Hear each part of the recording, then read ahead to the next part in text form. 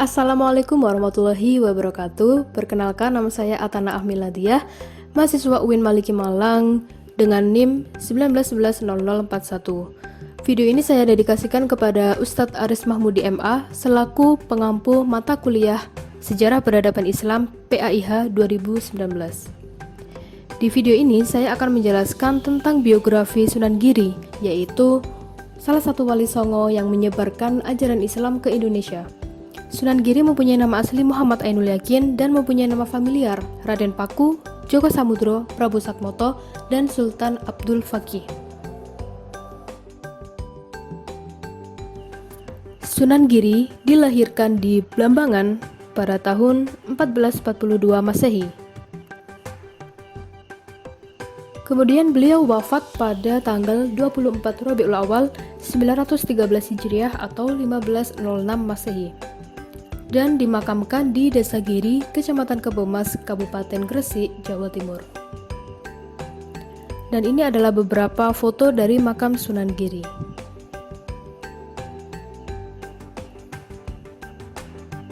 Sunan Giri dilahirkan oleh seorang ibu yang bernama Dewi Sekardadu, yaitu anak Raja Blambangan, dan juga nama ayahnya adalah Maulana Ishak, putra Syekh Husain Jamaluddin Al-Akbar. Sunan Giri merupakan keturunan Rasulullah SAW melalui jalur keturunan Fatimah, Husain bin Ali, dan seterusnya sampai Maulana Ishak dan Ainul Yakin atau Sunan Giri. Sunan Giri pun menikah dengan Dewi Murtasiyah dan Dewi Wardah. Dengan Dewi Murtasiyah, beliau mempunyai 8 anak, yaitu Ratu Gede Kukusan, Sunan Dalem, Sunan Tegalwangi, Nyai Ageng Sululuhur, Sunan Kidul, Ratu Gede Sawarasa, Sunan Kulon, dan Sunan Waruju. Sedangkan dengan Dewi Wardah, beliau mempunyai 2 anak, yaitu Pangeran Pasir Bata dan Siti Rohbayat. Sifat Sunan Giri yang patut kita teladani, yang pertama, tidak pernah memaksa untuk mengajak masyarakat pada Islam. Yang kedua, mengajak dengan santun dan sabar. Yang ketiga, membangun kaderisasi dakwah lewat pendidikan yang berkualitas. Yang keempat, bersikap toleransi kepada siapa saja. Dan yang kelima, berdakwah dengan damai. Perjalanan Sunan Giri mencari ilmu.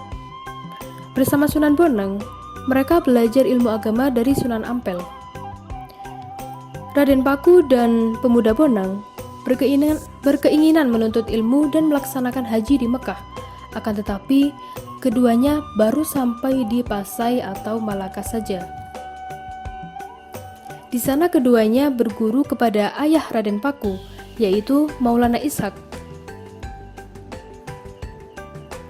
Raden Paku disarankan untuk pulang kembali ke tanah Jawa saja, dan dibekalilah mereka dengan Sunan Giri dengan segenggam tanah.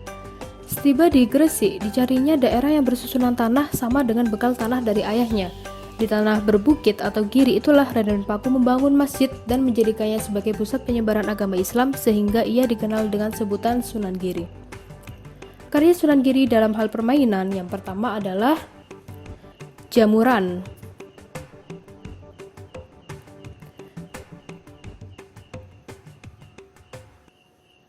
Yang kedua adalah jelungan.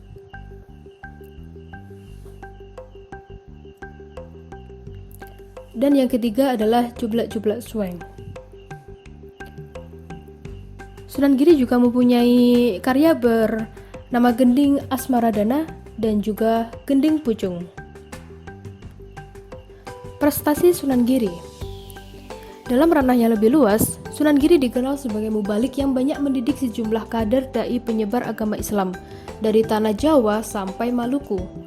Para santri pesantren Giri juga dikenal sebagai penyebar Islam yang gigih ke berbagai pulau seperti Pulau Bawean, Kangean, Madura, Haruku, Ternate, hingga Nusa Tenggara. Penyebar Islam ke Sulawesi Selatan adalah Datuk Ribandang dan 2 sahabatnya adalah murid Sunan Giri yang berasal dari Minangkabau. Bukan hanya itu, ia juga dikenal sebagai negarawan, yaitu tata pemerintahan kerajaan Demak dirancang oleh Sunan Giri.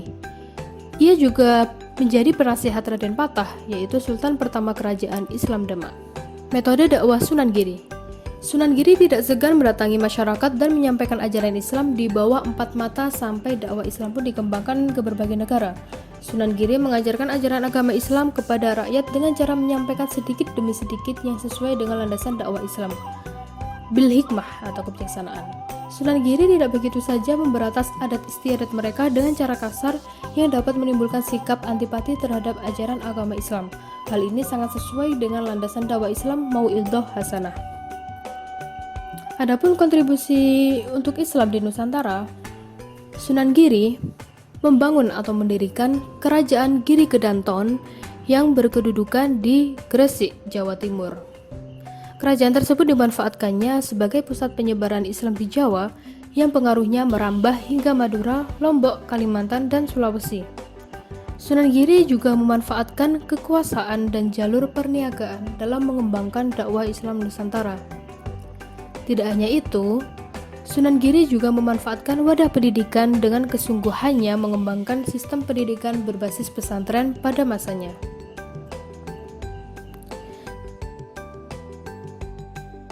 Selanjutnya adalah kisah inspiratif dari Sunan Giri. Dulu, saat Sunan Giri berdagang di Kalimantan, beliau menjual barangnya dengan cara boleh dihutang atau dicicil oleh pembelinya. Tak jarang beliau juga menghibahkan barang dagangannya kepada fakir miskin. Akhirnya Sunan Giri pun diprotes oleh Abu Hurairah selaku orang kepercayaannya Nyai Ageng Pinatih. Ia khawatir perbuatan Sunan Giri akan membuat mereka rugi. Hal itu pun benar terjadi. Setelah 10 hari dan sampai waktunya pulang ke Jawa, para pembeli yang berhutang belum membayarnya. Akhirnya, Abu Hurairah memutuskan pulang ke Jawa tanpa membawa hasil apapun. Kapal yang dinaikinya pun terombang-ambing oleh angin di lautan karena tidak ada beban muatan sama sekali. Karena hal tersebut, Sunan Giri memerintahkan untuk mengisi karung dengan pasir dan batu agar kapal memiliki muatan. Sesampainya di Gresik, Abu Hurairah menyampaikan kejadian selama di Kalimantan kepada Nyai Ageng Pinatih. Otomatis Nyai Ageng Pinatih sangat marah. Namun saat ibunya dan Abu Hurairah diminta untuk mengecek kapal, ternyata batu dan pasir yang sebelumnya dibawa dari Kalimantan berubah menjadi damar dan rotan. Itulah cerita singkat dari Sunan Giri. Semoga bermanfaat. Atas kekurangannya, saya memohon maaf sebesar-besarnya. Dan saya akhiri. Wassalamualaikum warahmatullahi wabarakatuh.